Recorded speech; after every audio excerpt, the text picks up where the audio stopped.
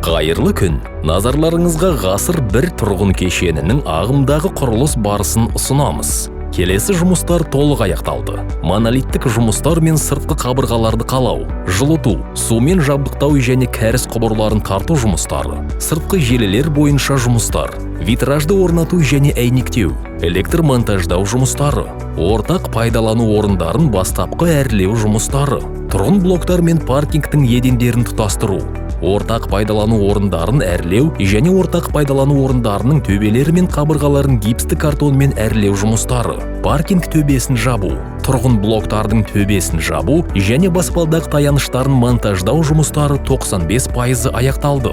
Пәтер мен техникалық есіктерді орнату және аулаға кеспекше төсеу жұмыстары 90% аяқталды. Қасбеттік жұмыстар, асфальт астарын дайындау жұмыстары қарқынды жүріп жатыр. ШСФ орнату және көгалдандыру жұмыстары шамамен 75% жасалды. Ортақ пайдалану орындарын әрлеу жұмыстары басталды. Бүкіл жоспарланған жұмыс көлемі шамамен 30% жасалды. Толық кеңес алу үшін біздің сату бөлімдерімізге келіңіздер.